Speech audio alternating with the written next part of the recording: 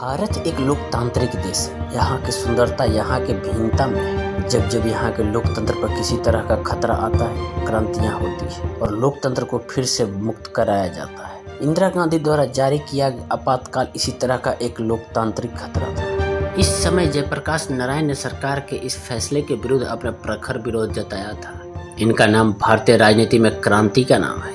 इन्हें लोग जेपी भी कहते हैं। इन्हीं के नाम पर बिहार के पटना हवाई अड्डे का नाम रखा गया। तो आइए हम बताते हैं यहाँ पर उनके जीवन से संबंधित कुछ विशेष बातें। तो दोस्तों, अगर आप हमारे चैनल को सब्सक्राइब नहीं किए हैं तो सब्सक्राइब कर लें और बेल आइकन प्रेस कर दें ताकि वीडियो की हर नोटिफिकेशन आपको मिलती रहे। जयप्रकाश नारायण का जन्म 11 अक्टूबर सन 1903 में बिहार के तत्कालीन सारण जिले के सिताब दियारा में हुआ था। इनका घर लाला टोला के घाघरा नदी के किनारे पर स्थित था, जहां पर आए दिन बाढ़ आते रहते हैं। इस वजह से इनका घर आए दिन किसी न किसी तरह से बाढ़ से प्रभावित होता है। इस वजह से बचपन में ही इनका परिवार इस स्थान से हटकर कहीं कुछ किलोमीटर दूर आगे चला गया। यह तत्कालिक स्थान अब उत्तर प्रदेश में पड़ता है। इनका जन्म एक कायस्थ परिवार में हुआ था। इनके पिता का नाम हर्षु दयाल और माता का नाम फूलरानी देवी था। इनके पिता स्टेट गवर्नमेंट के कैनल विभाग में कार्यरत थे। जिस समय ये 9 वर्ष के थे उसी समय वे पटना आ गए और 7वीं कक्षा में अपना नामांकन कराया। अपने स्कूली दिनों के दौरान ही उन्होंने सरस्वती प्रभा और प्रताप जैसी पत्रिकाओं को पढ़ना शुरू कर दिया। इसी समय उन्होंने भारत भारती जैसी पुस्तक पढ़ ली। उन्होंने मैथिली शरण गुप्त और भारतेंदु हरिश्चंद्र जैसे बड़े लेखकों की रचनाओं को पढ़ना शुरू किया,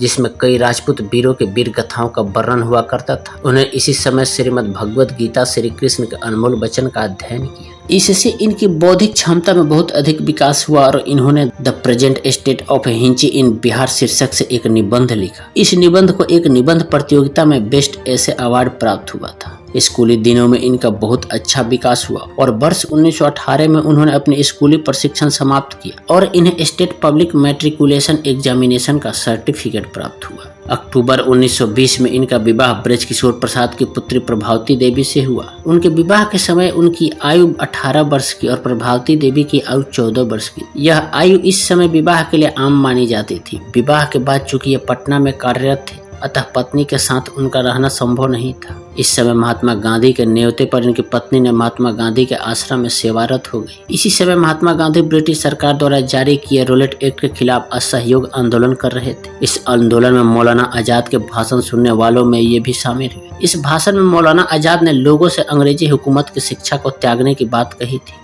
मौलाना के तर्कों से जयप्रकाश नारायण बहुत प्रभावित हुए और पटना लौटकर परीक्षा के 20 दिन पहले इन्होंने कॉलेज छोड़ दिया। इसके बाद इन्होंने डॉक्टर राजेंद्र प्रसाद द्वारा स्थापित कॉलेज बिहार विद्यापीठ में अपना नामांकन कराया और डॉक्टर अनुग्रह नारायण सिन्हा के पहले विद्यार्थी में एक हुए। ये शिक्षा प्राप्त करने के लिए बहुत अधिक उत्साहित रहते थे। इन्होंने विद्यापीठ में अपने कोर्स को पूरा करने के बाद संयुक्त राष्ट्र अमेरिका में अपनी उच्च शिक्षा प्राप्त करने की योजना बनाई। इसके उपरांत महज 20 वर्षों की उम्र अवस्था में ही उन्होंने जानूस नाम के अमेरिका जाने वाले एक कार्गो शिप से अमेरिका के लिए रवाना हो। इस समय प्रभावती देवी साबरमती में महात्मा गांधी के आश्रम में थी। जयप्रकाश 8 अक्टूबर 1922 को कैलिफोर्निया पहुंच गए। इसके उपरांत जनवरी 1923 में इन्हें बर्कले में दाखिला प्राप्त हुआ। इस समय इन्हें कहीं से भी किसी तरह की आर्थिक सहायता प्राप्त नहीं थी, अतः इस समय अपने शिक्षा के फीस भरने के लिए उन्होंने कभी किसी मिल फैक्ट्री में तो कभी होटलों में बर्तन धोने का काम किया, कभी गैरेज में गाड़ी बनाने का कार्य किया। इसके बाद भी इनकी शिक्षा में कठिनाइयां आई। बर्कली की फीस दुगनी कर दी गई और इन्हें यह विश्वविद्यालय छोड़कर यूनिवर्सिटी ऑफ लोया में अपना दाखिला कराना पड़ा। इन्हें इसके बाद भी कई विभिन्न विश्वविद्यालय में समय समय पर अपना दाखिला पैसों की कमी की वजह से कराना पड़ा। इन्होंने अपनी शिक्षा के दौरान सोशियोलॉजी की पढ़ाई की, जो कि इनका सबसे पसंदीदा विषय था। यह अध्ययन के समय इन्हें प्रोफेसर एडवर्ड रोज से काफी सहायता प्राप्त हुई। विस्कॉनिक्स में पढ़ाई करते समय इन्हें कार्ल मार्क्स के दास कैपिटल पढ़ने का मौका मिला। इसी समय रूस क्रांति की सफलताओं की खबर ने सन 1917 में मार्क्सवाद से बहुत अधिक प्रभावित हुई। इसके बाद इन्होंने भारतीय कम्युनिस्टों से भी मार्क्सवाद पर विवेचना की। अपने अध्ययन के समय जब इन्होंने अपना सोशियोलॉजी पेपर सोशल वेरिएशन लिखा तो वह इस विषय पर वर्ष का सबसे अच्छा पेपर साबित हुआ। भारतीय राजनीति में इनका बहुत बड़ा योगदान रहा। ये वर्ष 1929 में अपनी उच्च शिक्षा समाप्त कर अमेरिका से भारत आए। इनकी विचारधारा पूरी तरह से मार्क्सवादी हो चुकी थी। भारत आकर ये भारतीय राष्ट्रीय कांग्रेस में सम्मिलित हो गए। इस समय कांग्रेस में महात्मा गांधी इनके गुरु बने और ये लगातार राजनीतिक गुण सीखते रहे। पटना के कदम कुआं में ये अपने खास दोस्त गंगा शरण सिंह के साथ एक ही घर में रहे। इन दोनों में बहुत अधिक दोस्ती थी। वर्ष 1932 के दौरान ब्रिटिश सरकार के खिलाफ सविनय अवज्ञा आंदोलन के समय ब्रिटिश पुलिस ने इन्हें जेल में डाल दिया। ब्रिटिश हुकूमत ने इन्हें नासिक जेल में रखा, जहां पर इनकी मुलाकात राम मनोहर लोहिया, मीनू मस्तानी, अच्युत पटवर्धन, अशोक मेहता, बसवंत सिन्हा, यूसुफ देसाई, सीके नारायण स्वामी तथा अन्य राष्ट्रीय स्तर के नेताओं से हुई। इन सबसे मिलने से कांग्रेस में वामपंथी दल का निर्माण हुआ, जिससे कांग्रेस सोशलिस्ट पार्टी कहा गया।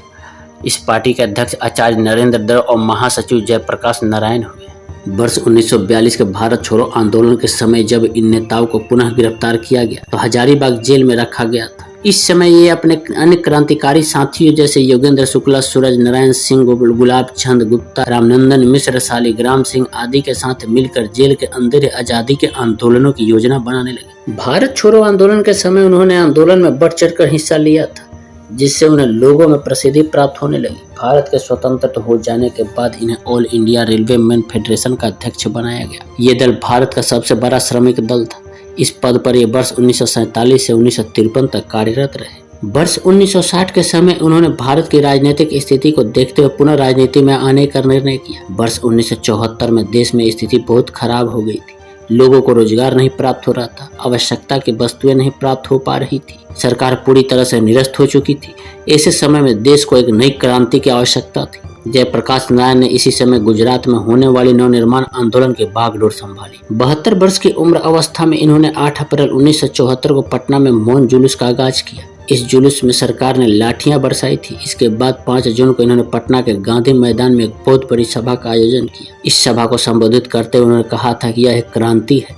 हम लोग यहाँ केवल तत्कालिक विधानसभा के विलय देखने के लिए उपस्थित नहीं हुए, बल्कि हमारे रास्ते का पहला पड़ाव है। भारत की आज़ादी के 27 वर्षों के बाद भी देश की जनता महंगाई, भूखमरी, भ्रष्टाचार आदि से ग्रसित और परेशान है। देश में कहीं भी न्याय नहीं हो रहा है। इस समय देश को संपूर्ण क्रांति की आवश्यकता है। वर्ष 1974 में इन्होंने बिहार के छात्रों के साथ मिलकर छात्र आंदोलन की शुरुआत की। यह आंदोलन लगातार बढ़ता गया और छात्रों के अलावा आम लोग भी इससे जुड़ने लगे। यही आंदोलन कालांतर में बिहार आंदोलन कहलाया। इन महत्वपूर्ण आंदोलन को जयप्रकाश नारायण ने शांतिपूर्ण संपूर्ण क्रांति का नाम दिया और इसी आंदोलन से बिहार के कई कद्दावर नेताओं का उदय हुआ, जिसमें नीतीश कुमार, लालू प्रसाद यादव, रामविलास पासवान, शरद यादव, बहुत सारे ऐसे नेता थे जो जयप्रकाश नारायण के आंदोलन से आगे निकले। आपातकाल के समय इंदिरा गांधी को इलाहाबाद कोर्ट ने इलेक्टोरल कानून के तोड़ने के अंतर्गत दोषी माना। इस पर इन्होंने इंदिरा गांधी तथा अन्य कांग्रेस शासित राज्यों के मुख्यमंत्रियों से इस्तीफे की मांग की। इन्होंने मिलिट्री और पुलिस को सरकार के अनैतिक और असंवैधानिक निर्णयों को न मानने की अपील की। 25 जून 1975 के दिन इंदिरा गांधी ने भारत में आपातकाल की घोषणा की। इस समय देश भर में नारायण की संपूर्ण क्रांति के आयोजन चल रहे थे।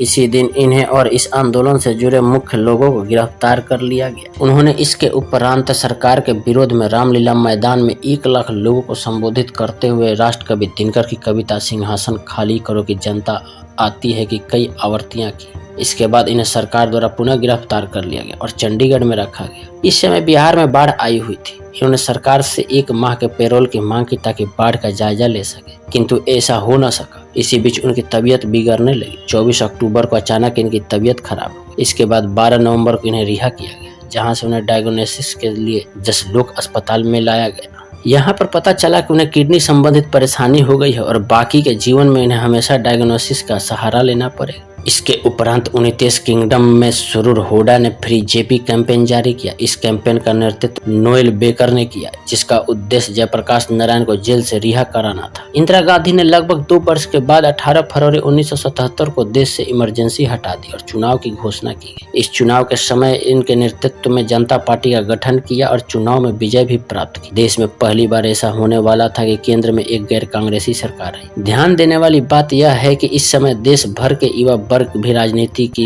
तरफ जागृत हुए और कई युवाओं ने स्वयं को जयप्रकाश के इस आंदोलन से जोड़ा।